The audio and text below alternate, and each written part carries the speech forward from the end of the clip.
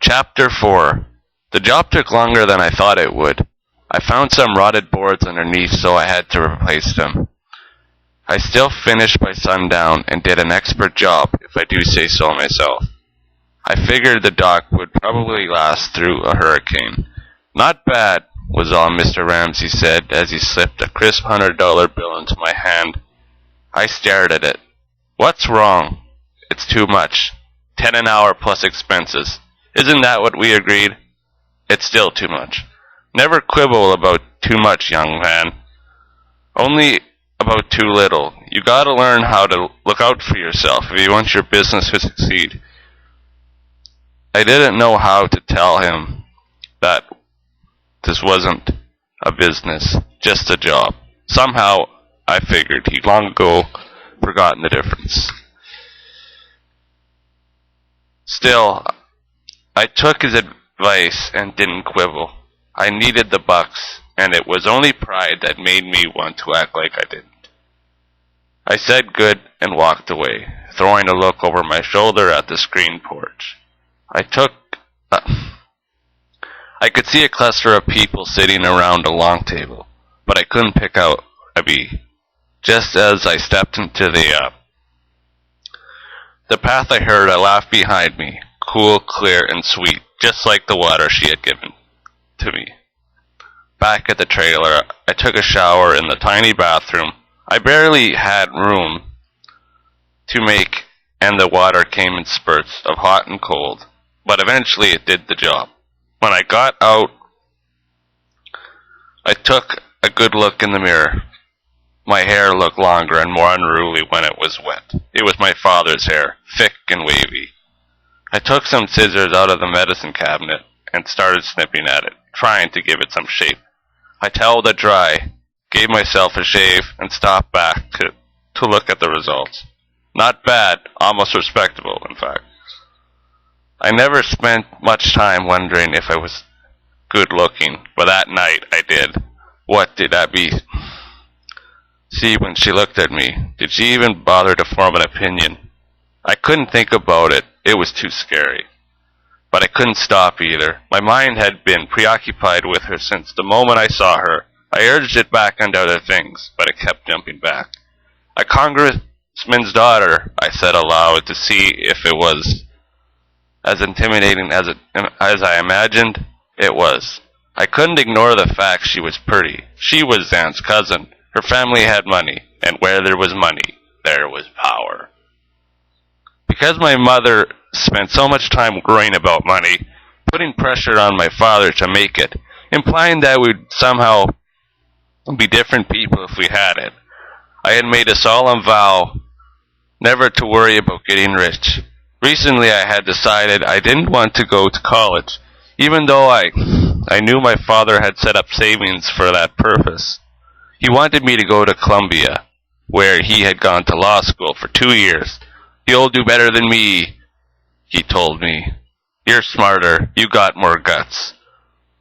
I wasn't sure why he thought that, but he made me believe it. He wanted me to be the success I never was. He wanted me to be the success that he never was. And I didn't want to disappoint him. But when he died, it seemed like my reasons for wanting to do great things got buried along with him. I didn't think it would ever matter that I wasn't rich. Because I had never met any wealthy people that I liked very much. Meeting Abby had changed all that. Now I worried. Would my lowly status make a difference to her? Would she expect certain things that I couldn't give? But surely I was jumping ahead of myself. How much money did I need just to talk to her on the dock of her uncle's house? Still, I kept hearing this nagging voice in my head saying, a congressman's daughter, and you're practically an orphan.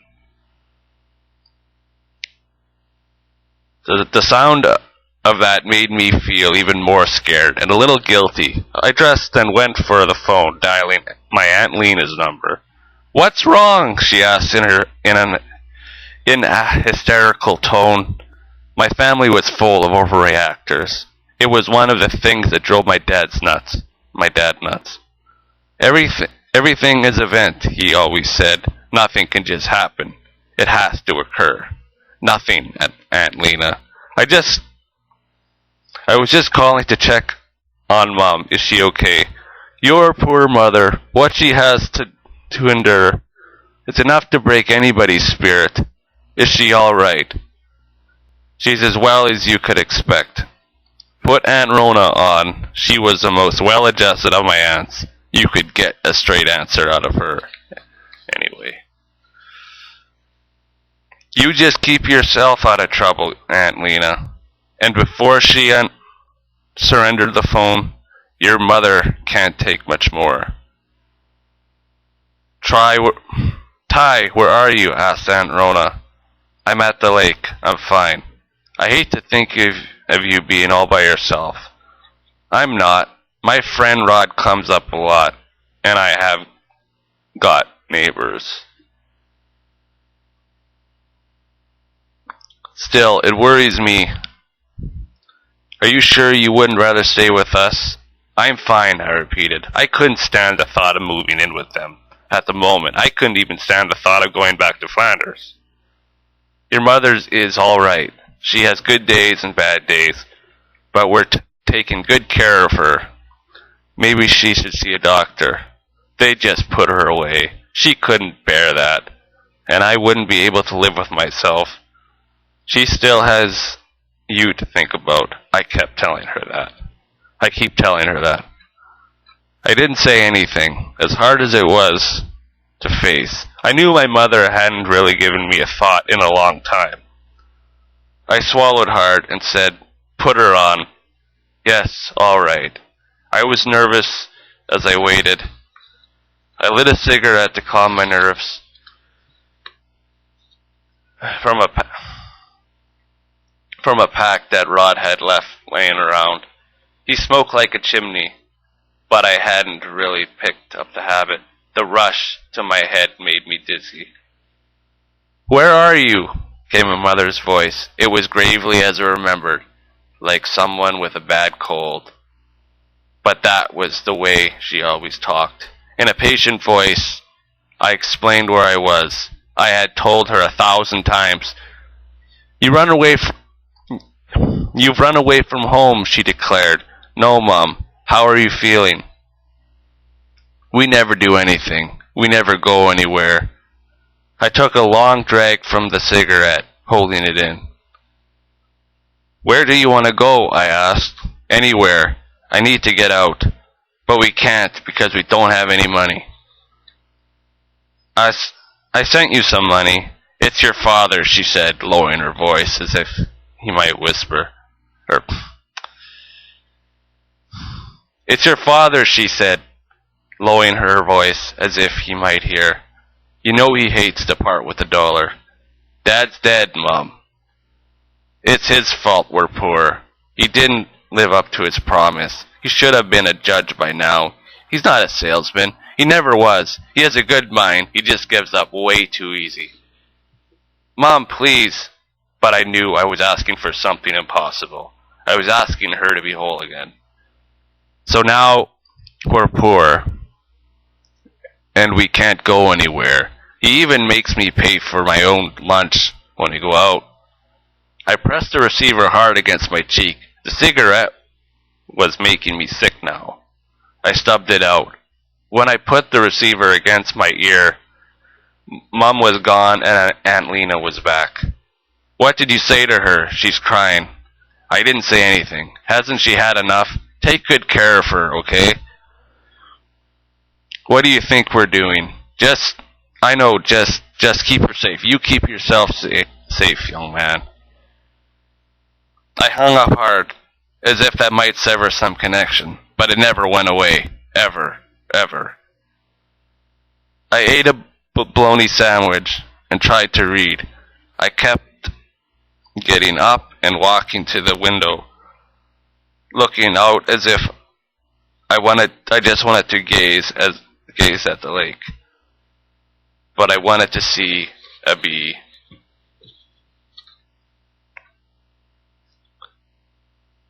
No one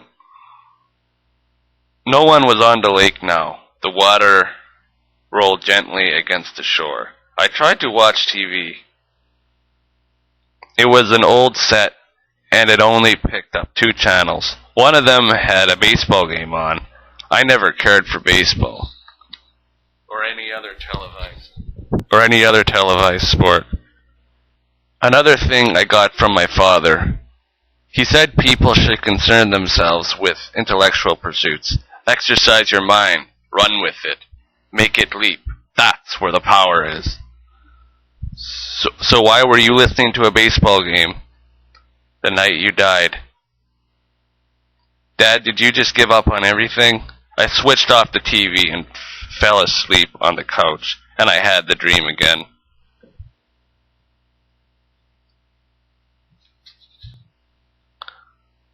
I'm running all over the house, looking for something. I don't know what it is. I just know I have to have it. I tear the place apart. I know I'll get in trouble, but I don't care. I have to find it. Then I throw open a closet door, and there he is, looking the way he looked when I found him. Plaster white, gray lips slumped against the window. "Wake up!" I shout. "Wake up!" And in the dream he does. His eyes come open, dark and sad like mine. "Did you think I'd leave you?" he asks always, and I wake up. I was sweating and my breath was coming out hard and fast. I went to the liquor cabinet and poured myself a glass of brandy. I rarely drink, except for the occasional beer. But after the dream, I felt so loose, so disconnected. I felt I needed the taste of something hard and real. I moved to the window again as I drank the brandy. It was dark now. A pearl of a moon hung low in the sky. The lake was glistening like a black diamond. I looked at the house, standing tall in the shadows.